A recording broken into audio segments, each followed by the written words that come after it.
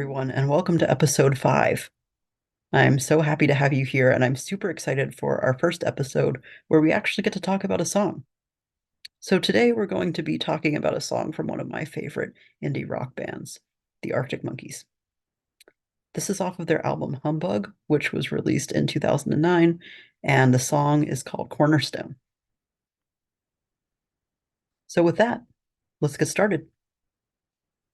So Cornerstone appears to just be a laid-back indie rock song in 4/4 and stays within the A major scale, which means that it's diatonic. So why am I even bothering talking about it? Well, if you pay attention closely to the song, you'll notice that it has an unusual form in terms of the order of verses, choruses, and bridges. There's a really catchy melody, a killer bass line, many rhythmic points of interest, a very clever layering of instruments, which means that instead of putting all instruments on top of each other at once, new instruments come in as the song progresses. There's lots of contrast between different sections, really genius use of repetition, and finally, really whimsical lyrics. So let's talk about that unusual form. Usually, it's pretty typical to have songs alternating between parts A and B. Usually, B is where the song ends, and if there is going to be an extra C part, it's going to come at least after 2 repetitions of B. Cornerstone doesn't do any of the things that I just mentioned. We end on part A. And there's not that alternating effect between A and B. Part C comes before we even hear part B twice, and the 2 part Bs aren't even the same. So that might be really confusing, but it actually creates interest because it's not what we would expect. I want to talk about the instrumentation a little bit. The core setup of this song is pretty much what you'd expect of a rock band. There's a bass, a guitar, drums, and vocals. But there's also synthesizers and an organ. Synth 1, as I'm going to call it, sounds like a violin sample that's been played in reverse. Synth 2 sounds like the plucking of strings in an echoey environment. Okay, so let's get into the start of the song. So part A, when it starts off, it actually starts off with this 1-bar tagline in Synth 1. This happens where there's no other instruments, and it's very recognizable if you're familiar with the song. After that 1-bar tagline, drums, bass, and guitar enters, and then vocals enter. The strumming pattern, which forms a significant part of the rhythm in part A, is 1 and a 2 and a 3 and a 4 and a. Pay attention to this because the rhythm will be different in other parts of the song. Let's talk about the melody a little bit. Here is the melody of the first 2 bars of the song.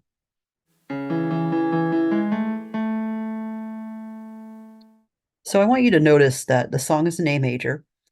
The first bar is over the chord A major. And in this part of the melody, there's G sharp going to A. Why do I point that out? Well, in the key of A major, G sharp is the leading tone. And if you remember what the leading tone is, it leads us back to the root of the key.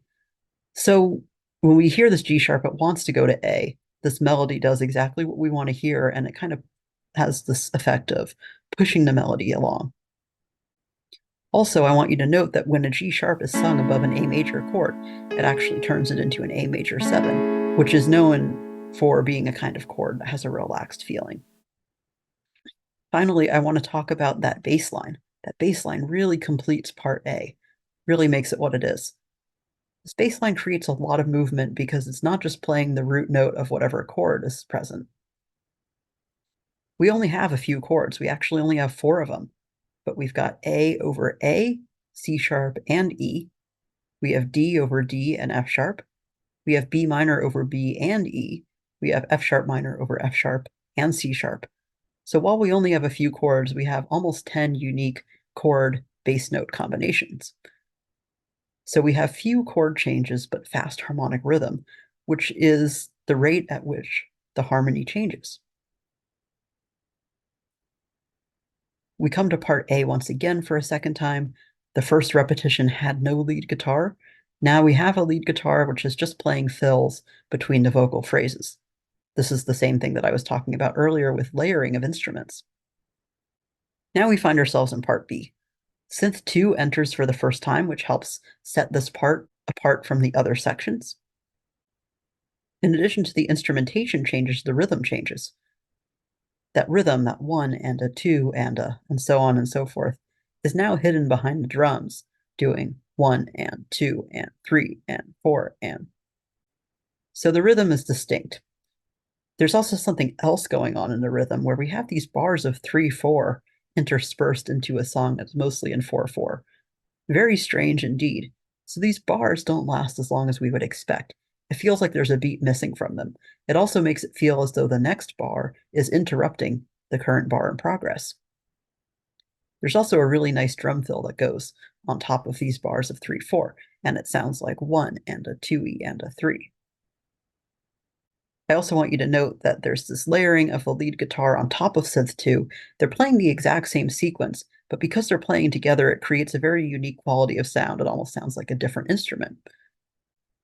So now we enter part A for a third time. The lead guitar this time is playing continuously rather than in fills.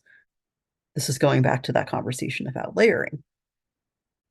And when the lead guitar plays in this part, they've applied some kind of sound effect to it. So again, increasing that diversity of instruments. So I want to talk a little bit about reharmonization because I think it's really cool. Reharmonization is when you repeat the same series of notes over different chords.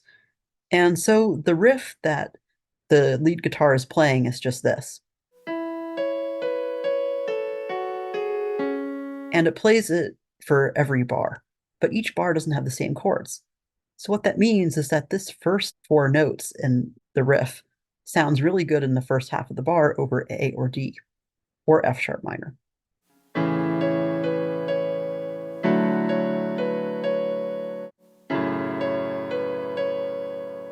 But the second series of notes, which is in the second half of the bar, sounds good over A or B minor, and I just think that's really freaking cool.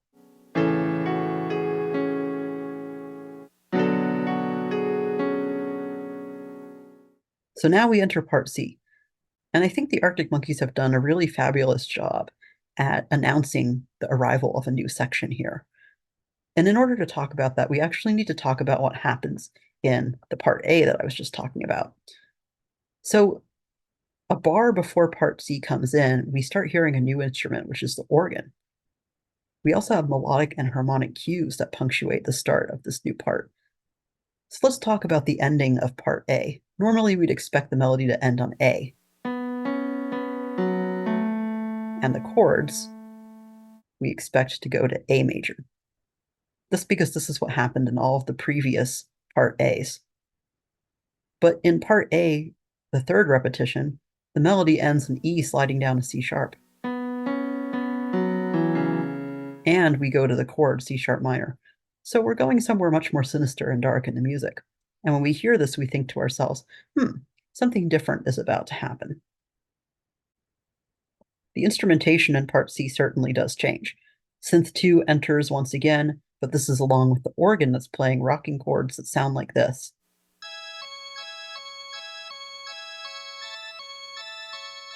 I want to point out too that part C has its own unique rhythmic hallmarks as well.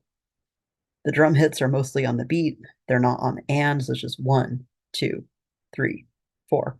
So this is different than part B. It's also different than part A. We also have this really cool triplet 16th note drum fill, and it's going to sound something like triplet 4, triplet 1. So that might be hard to hear, but you can go back and look at where in the song this occurs. Let's look at what's happening with the rhythm.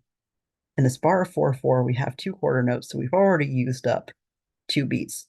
This whole complex over here is 2 more beats. Beat 3 is these 4 notes, and beat 4 takes place over these 4 notes. So let's look. We've used 1/8 note within beat 4. We have 1 more eighth note worth of material that we can use. We know that that's equal to 2/16 notes, but I see 3. That's what a triplet does. It squeezes 3 notes into the space and time where there would normally only be 2.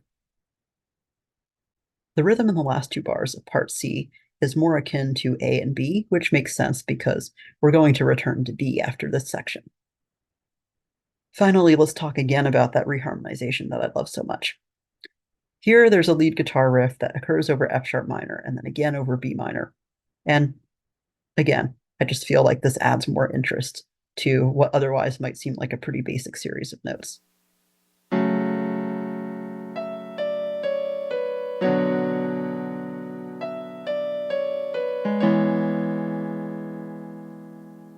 So now we enter part B for a second and final time. Normally in the form, we have one bar of E, one bar of A, 2 beats of D, and 2 beats of E to finish everything off. But that's not what happens the second time around. The second time around, part B ends with 1.5 bars of D minor. 1.5 might sound strange, but that's because the second bar here is 2/4 instead of 4/4. So we only get 2 counts. Yet another rhythmic peculiarity of Cornerstone. D minor, you might be thinking to yourself, that seems a little bit strange. And you'd be right, because the key of A major, we can readily make a D major chord, but we cannot readily make a D minor triad. So we're using a non-diatonic chord. It's the only time that a non-diatonic chord is used in the entire song. So it's a pretty important point. Furthermore, C sharp is in the vocals at this point, and it really creates a quite dissonant sounding chord. In fact, it creates a different kind of 4-part chord that we didn't mention last time, which is a minor major 7. Sounds like a weird chord. Let's break it down. A minor major 7 is a minor third with 2 major thirds stacked on top of it. Or in other words, you have your minor triad and you put a note and major third above that. It's pretty obvious why it's called a D minor major 7, because D minor triad is here. The major 7 part comes from the fact that C sharp is in the D major scale, not the D minor scale. And all of this tension is resolved as we hit another A major chord as we enter the solo. So in a solo section, it's a solo of lead guitar and synth 1. They're playing the same series of notes together, much as I had mentioned in part B, with the synth 2 and lead guitar sounding together. Once again, creates a unique quality of sound that isn't really found in any particular instrument. We also have some instruments that are building towards the eventual end of the song, because at this point, we're actually pretty close to the end. So the organ returns. That wasn't there in the part B. And this time it's coming in on a fast rotor. And what I mean by this is that organs have air blowing through them, and there's a fan that either spins slow or fast. And a fast rotor has a more high energy sound. I want you to take a minute and listen to slow rotor versus fast rotor.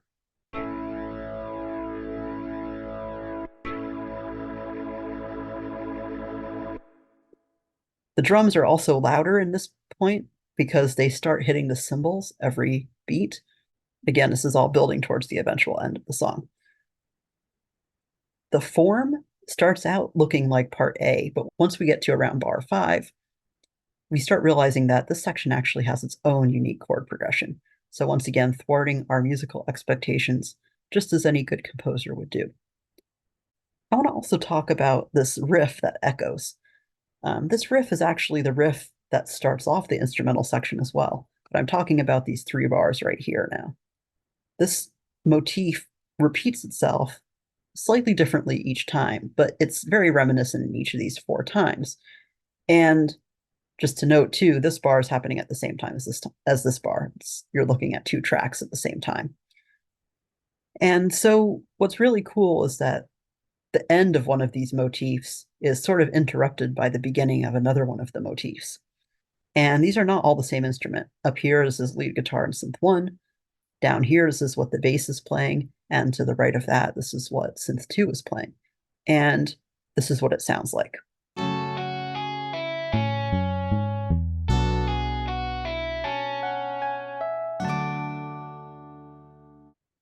I think this part of the solo is really what makes it shine. It creates that cascading kind of feeling. So finally, we've arrived at part A for one last time. I want you to notice that the melodies are not the same in the last verse versus previous verses. You can see without even reading the exact notes that it's in a higher register.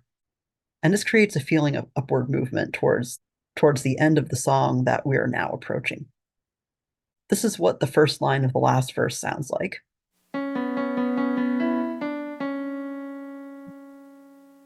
And this is what it sounds like in previous verses. Now I want to talk about how the instrumental layering helps us build towards this end as well. First, we've got the louder drums and that fast rotor organ, which continues from the instrumental section. Synth 1 is playing fills, and synth 2 is hitting on beat 1 of every bar. So now all of the instruments are involved. Third, in these two bars up here, the drums intensify and there's 16th note fills, everything getting really dramatic until the very end of the song, these last two bars, where everything falls quiet. We just have vocals, guitar, and organ ringing out into the end of the song. I'll admit that after everything we've been through, this is a very satisfying end. I think it'd be a crime for me to not talk about the lyrics a little bit, even though my focus is mainly on the music. Alex Turner has written very whimsical and fun lyrics to this song. The way that I interpret it is that he's looking for someone, guessing he likes the person, but he seems to have trouble finding her. And every time he thinks he sees her, it turns out to just be a figment of his imagination. And the imagery that he uses to describe this in the verses is really clever, I think. We have, she was nothing but a vision trick under the warning light. And I thought I saw you in the parrot's beak, messing with the smoke alarm. It's hard to find an exact interpretation of what this means, but regardless, it produces very interesting imagery in my head. I'd like to also talk about how the lyrics change in part C, and it matches the more minor, sinister character of part B when compared to the other parts of the song. There's the sense of, okay, we were having fun talking about, haha, I thought I saw you somewhere, but it turned out to be someone else. Now it's starting to get on Alex Turner's nerves, and he says, tell me, where's your hiding place? And self-gaslighting himself now. I'm beginning to think I imagined you all along. So that's a wrap. We learn that Cornerstone has an unusual form in terms of the order of verses, choruses, and bridges. It has a catchy melody that makes use of the leading tone. Their use of repetition is extremely clever, including the reharmonization and that cascade of that motif in the instrumental section. It's a killer bass line. Cornerstone would not be nearly as great without it. Layering of instruments.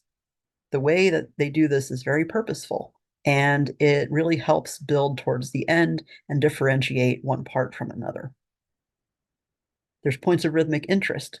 I'm talking about those bars of 3/4 and those drum fills that really characterize part B and part C from the other parts. And that brings me nicely to the point about contrast. The different parts of the song have different qualities and they contrast each other. Finally, I don't want to forget the lyrical whimsy of Alex Turner. So I really hope that you enjoyed that episode, and I hope to see you in the next one.